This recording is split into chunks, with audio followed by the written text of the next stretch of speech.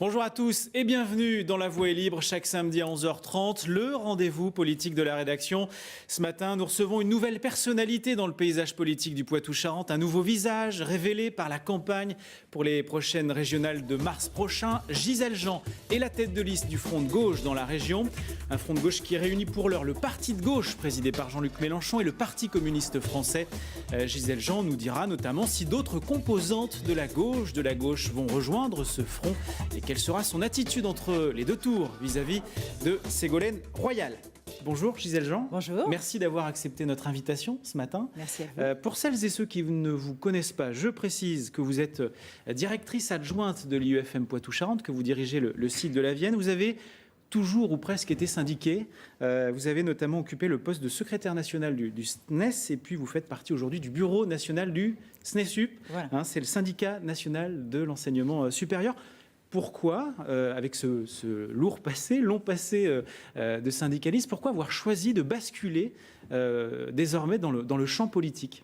Alors, je ne sais pas si c'est un basculement ou une continuité. Je le dirais plutôt une continuité dans mes engagements. Depuis fort longtemps, je dirais même depuis l'adolescence, je me suis engagée très fortement contre les injustices sociales au niveau local, et puis d'une façon générale pour la défense de collectifs, alors de gens sans défense, effectivement, mais aussi dans mon propre travail, je me suis engagée pour lutter contre les inégalités. On va voir que mon combat politique d'aujourd'hui n'est que la suite de ce combat contre les inégalités sociales. Donc on vous découvre tête de liste du Front de gauche pour les régionales dans notre région, mais vous n'êtes pas carté, vous n'avez pas décidé d'adhérer ou au Parti de gauche ou au Parti communiste. Pour quelle raison ? Eh bien, j'ai appartenu, il y a fort longtemps, je ne le cacherai pas, au Parti communiste, que j'ai quitté en 1984. J'avais adhéré sur la base de l'union de la gauche, c'est-à-dire toujours une démarche unitaire qui n'a pas abouti, avec une remise en cause dans les années 80 des projets que nous portions. Et je me suis engagée dans d'autres combats qui étaient peut-être en apparence moins politiques, mais la question, par exemple, de la lutte contre les inégalités scolaires, contre les inégalités territoriales, puisque je me suis engagée quand même dans la ruralité pendant des années aux côtés de mon conjoint, sont d'autres combats qui portent exactement les mêmes valeurs. Si je le fais aujourd'hui, c'est que je pense qu'il faut absolument le faire et que des citoyens comme moi doivent absolument s'engager pour une transformation sociale rapide.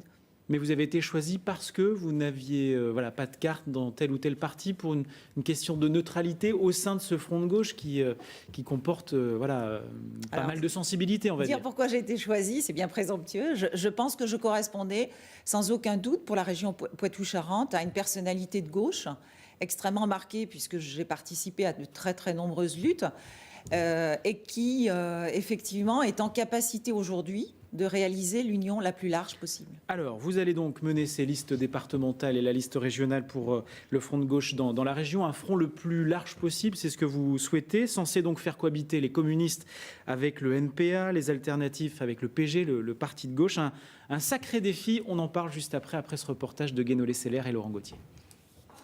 Une professionnelle de la pédagogie en campagne pour le Front de gauche, l'expérience de Gisèle Jean va forcément lui servir dans ces régionales. Syndicaliste active dans l'enseignement supérieur, la militante poitevine a renoué avec la politique lors des élections européennes de juin dernier.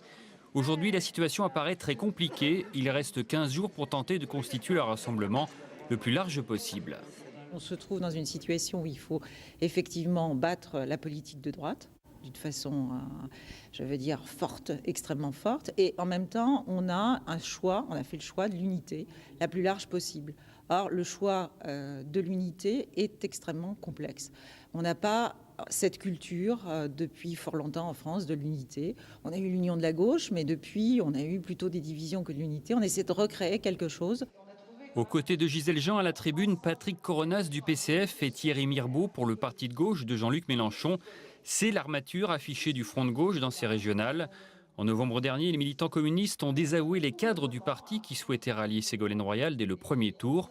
Le premier accroc d'une pré-campagne qui s'est poursuivie par de longues réunions de travail. Quelques samedis matins, on s'est retrouvés à Niort avec les copains des autres départements qui étaient, à Front de gauche, dans des composantes comme la phase, aussi les alternatifs.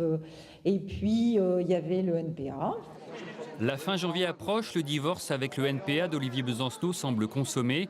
Les listes ne sont pas encore constituées et déjà c'est la stratégie du second tour qui pose problème. Quelle attitude adopter face à Ségolène Royal, éventuellement la soutenir ou se maintenir, coûte que coûte?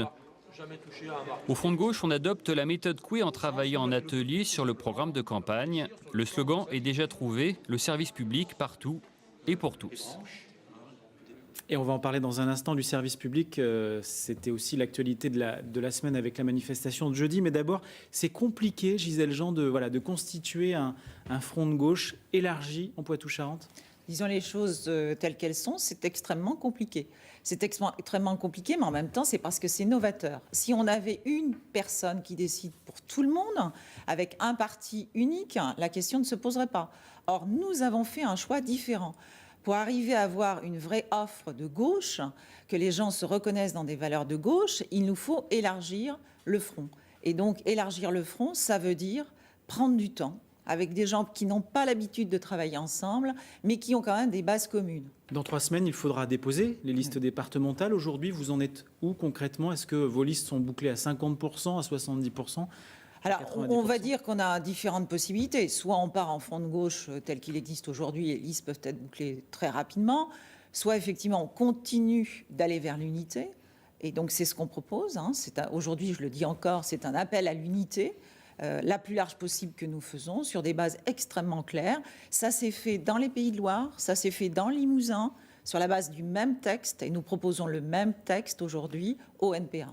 Aujourd'hui, justement, donc on retrouve dans le front de gauche le Parti communiste, ça c'est sûr, le Parti de gauche aussi, oui. Le NPA d'Olivier Besancenot qui, cette semaine, a annoncé qu'il partait seul à la bataille en région parisienne, en Île-de-France. Est-ce que le NPA va vous suivre pour ces régionales en Poitou-Charentes? Alors en Poitou-Charentes, il y a eu un vote régional qui a proposé une unité. On a essayé de la construire, c'est ce que j'explique dans le reportage. On a passé beaucoup de temps à essayer de se rencontrer, de travailler ensemble.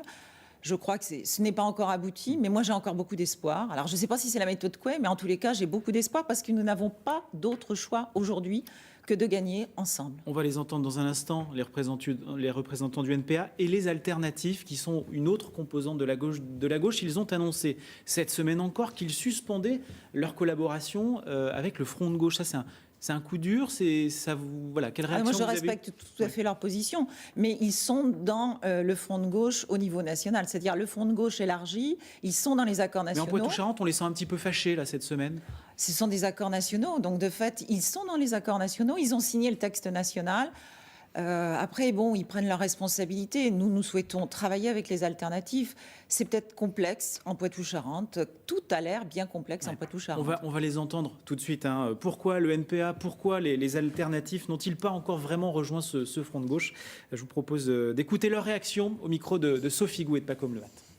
L'objectif pour nous est d'arriver à une liste qui présente l'ensemble des composantes de la gauche antilibérale et anticapitaliste sur un projet clair, un positionnement précis par rapport au deuxième tour et des listes respectant la diversité des composantes. Il se trouve que nous butons actuellement sur un obstacle et cet obstacle, c'est le Parti communiste. Il refuse de dire précisément ce qu'il souhaite faire au deuxième tour par rapport à Ségolène Royal qui annonce d'ores et déjà son alliance avec le MoDem. Il refuse pour l'instant des listes exprimant le pluralisme de notre rassemblement.